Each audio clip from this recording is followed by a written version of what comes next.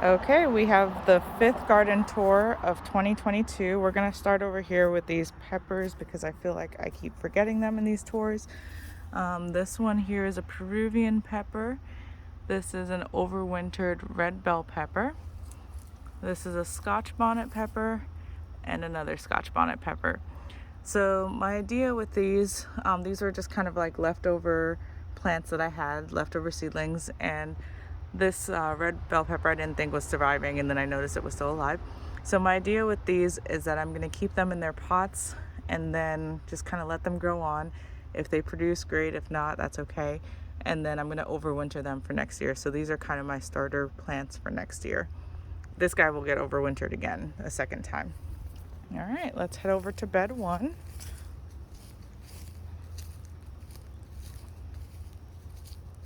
We have our fountain just starting as the sun's coming up for it now. So over in bed one, we have the salvia I planted last time. And then I just put down some dried molasses, so I watered it in. That's why everything will look wet. We haven't gotten rain. I wish we would. We got a little sprinkle, like less than 0.11 inch is what they recorded. So we definitely need a good rain, hopefully in a couple weeks. But that's why everything's wet, is just I watered in the dried molasses, which is supposed to help the soil. So this is a pumpkin jalapeno here. That's a serrano. And the sunflower, the last kind of surviving sunflower. Also back there, let's come in around this way. There's an eggplant. It's really, really trying hard. And then we have mint just throughout the bed. Even the mint is struggling. That's when you know it's bad, is when the mint is struggling. And then this one is a chocolate Scotch bonnet. And then here's another chocolate Scotch bonnet. And then up front is a cherry pepper. And it had a really tiny pepper on there. I didn't even bother picking it. But it does have a lot of little bulbs or little blooms coming. So that's good. That's promising. Although this plant is much smaller than it was. Not the same plant, but from the seeds than the plant was last year. It's very stunted. All right, so in bed two, we have what used to be our super pretty strawberry is now just struggling. And then that one looks like it's dead, but I think it will come back. There's a little bit of springing right there. So hopefully it'll come back once we cool down. And then this pumpkin jalapeno plant here has a pepper on it too. First one. And then here we have that red pole bean, but it looks totally dry to me. Hopefully these things will all come back if we can get just a good shower of rain. And then right up front here is a Peruvian pepper, a nice big plant, but nothing on it yet. This one hasn't produced yet, so hopefully soon. This is a shishito pepper, and it does have blooms on it, which is awesome. Again, the shishito plant is a lot smaller than the plant last year. So I don't know, these plants, a lot of the plants look really big, but the ones that I grew last year, saved the seed, and then planted this year, these like babies seem to just be kind of more like narrow. Like this one last year was big and spread out, kind of like the Peruvian is now.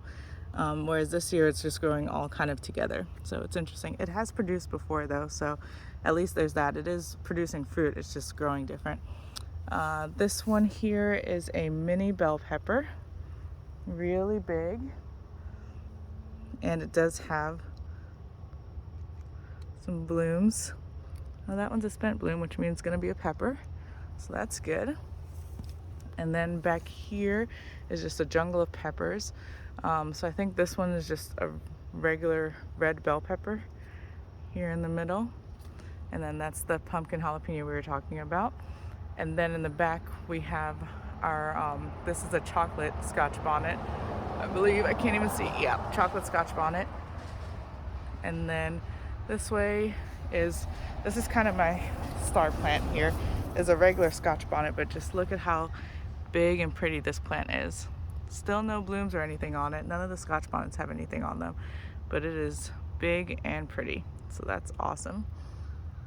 And then here in the front, we have some Swiss chard here, as well as the scallion, which I did cut off the big blooms that like flowered and everything.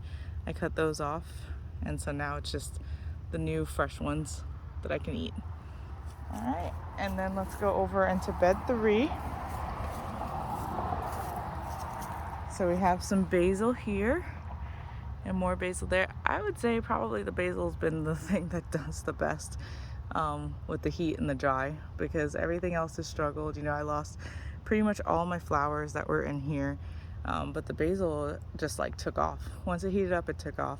The tomatoes are gone, like dried up, they're dead.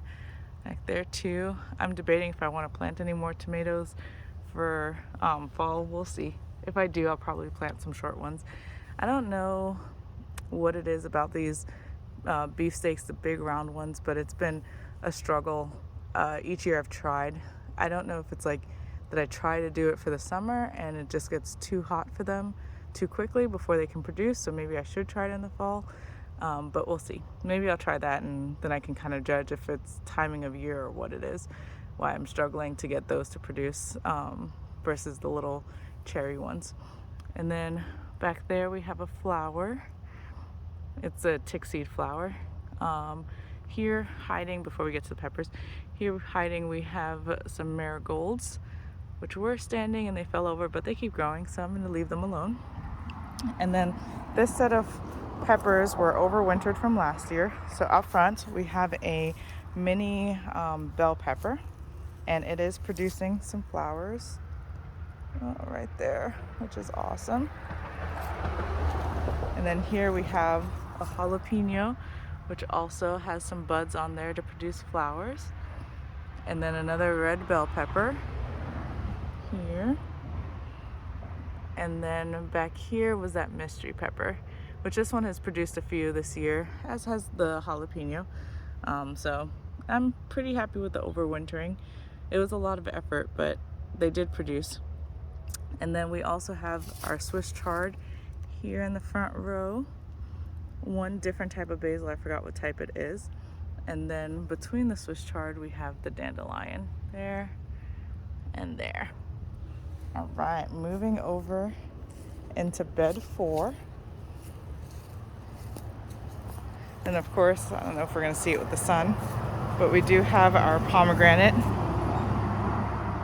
over here, which is struggling because I pretty much don't water it. It's just kind of survival, and we haven't had a lot of heat. So I think I've watered it twice during the summer. But it's still green. It's just that the leaves look very, very sad. But so do my actual trees. All the leaves are brown, wilting, and a lot of them are falling off. So we're in desperate need of some rain. All right, so this is bed 3. So here we have another shishito plant, and just like the one in bed 2, it's just kind of growing closer together rather than spread out like I would expect it to. This one never fully developed. I was kind of waiting on it to fully develop before I pick it. Never did, but there are some chances of blooms coming in.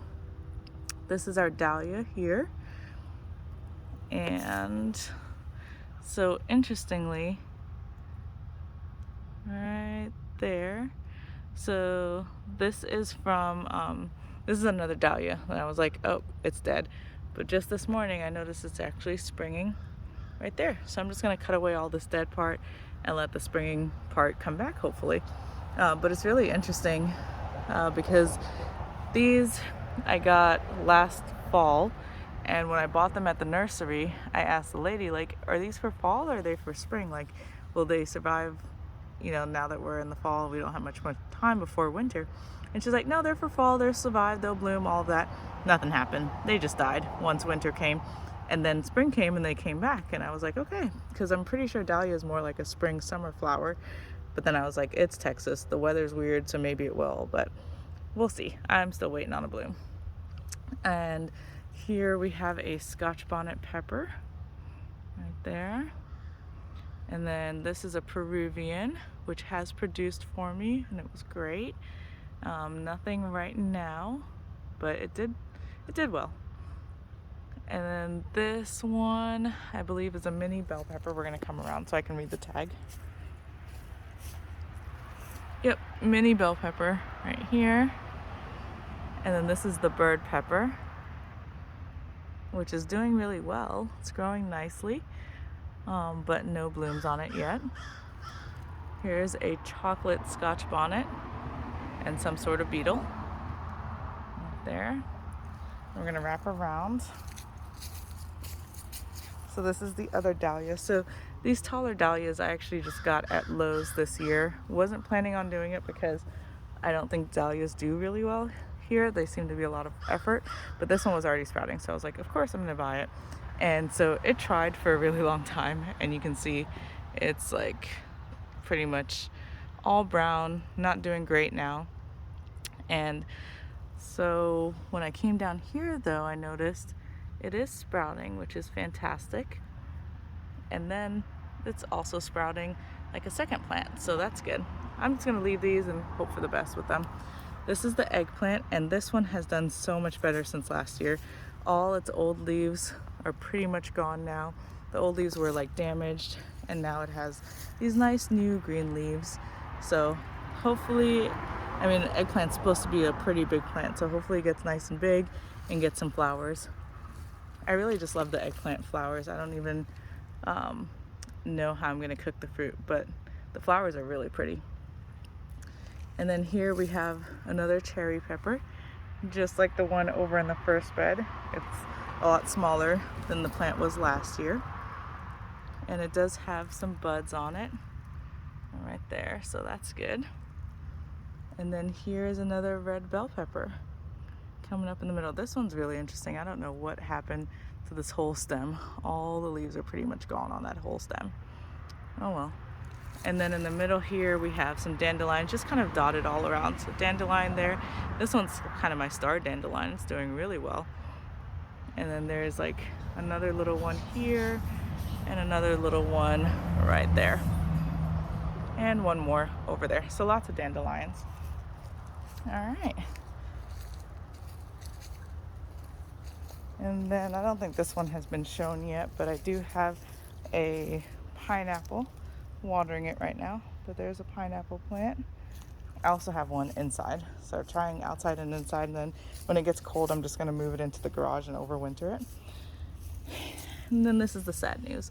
So this is my blueberry plant, which was doing great, and I was so proud of it because it was a twig and it came back and it was all green, and then suddenly it just started going brown, and I don't know what was happening, so I started watering it a little bit more, thinking maybe it was just too hot and dry. And that didn't work. Moved it over here so it was getting more shade. Still hasn't worked. It is just doesn't look great. These are like crispy leaves, totally brown. It might already be dead. We'll see.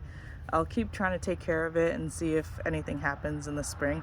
If it doesn't spring back, that third, or well, really the second big planter will get moved over here, and I'll just buy another blueberry plant because I do think I want 2 blueberry plants to help this one, which is like my pride and joy, help this one produce more blueberries, because this one's done really great. And I think if I get the same type of blueberry plant in there, which I left the tag on, so it should be easy enough to get the same type of blueberry plant, then I can get I know it does really well here in the heat.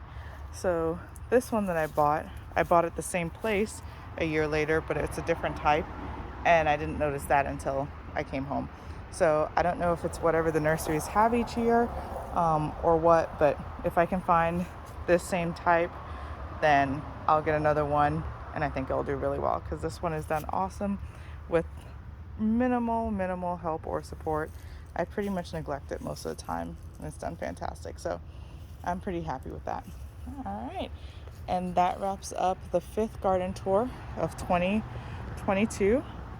Hopefully we'll get some really good deep rain soon, because as you can see, everything is super dry and lots of wildfires. So we definitely need some rain, and hopefully we get some soon. And that's it.